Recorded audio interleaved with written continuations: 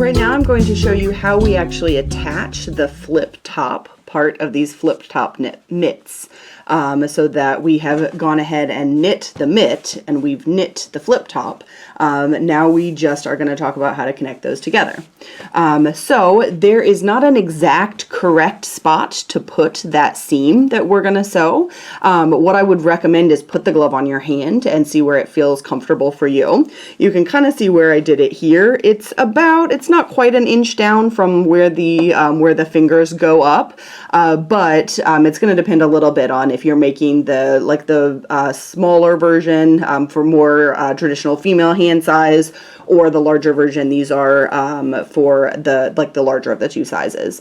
So where exactly you want those flip tops to go is going to depend a little bit on exactly how long you want this distance to be. So not quite halfway in between where the thumb joins and where that joins is kind of where you're going. So once you've got that idea, and once you've made one, try to sew them both on at the same place. So you can see I'm just lining these guys up and saying, okay, I want it about there. And you can use your the knitting needle that you actually made your project with to almost create yourself a little like a little guide for where you're going to put this. Kind of pass it through your fabric just a little bit so that you've got that guide, and make sure that it's going to be straight across and about at the same level on both of yours. So once we've got that in place, we are just going to, the pattern recommended that you leave yourself a fairly long tail when you cast this one on, because we're going to use this tail to sew that seam. It just means one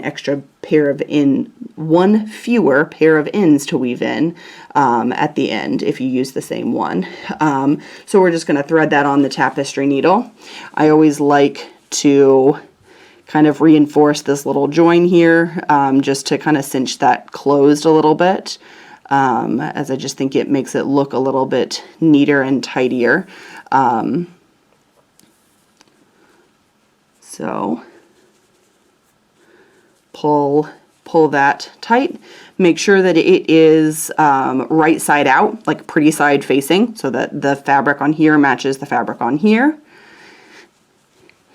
And we're going to lay that across, and I just whip stitched mine on. So I am just going to kind of back this out as I'm going. And I'm just going to go under, sort of right at the edge here, go under 2 strands. If you go under just 1 strand, it really stretches out and pulls your fabric a lot. So I like to go under 2 strands. And I'm attaching this edge right there, and that's kind of tacked it in place. Right at the very edge is where you're going to get a lot of like stress and strain on here. So I like to go through it twice just to make sure it's nice and secure. And just pass it through the fabric twice.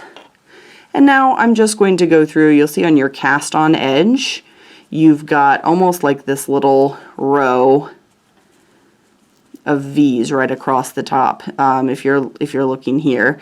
So I go under 2 strands on there, and then under 2 strands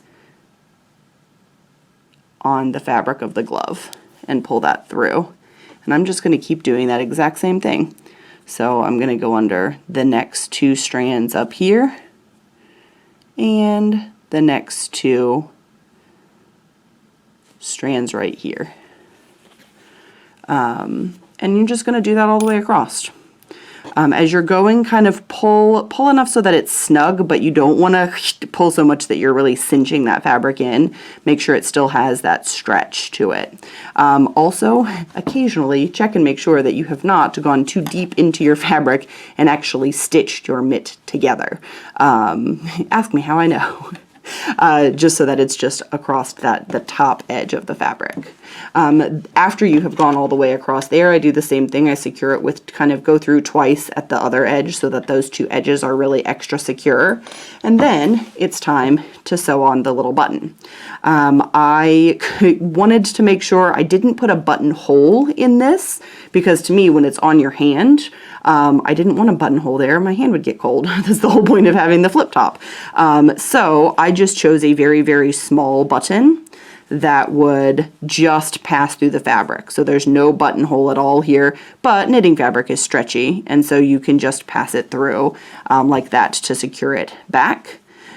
So once you've got this sewn on, you are going to want to take your button and just lay it on. Make sure you don't want to put it right up here at the top. You just want to put it down, give yourself maybe an inch or so, and then you're just going to stitch that button on. If the holes of your button are big enough, you can use your working yarn.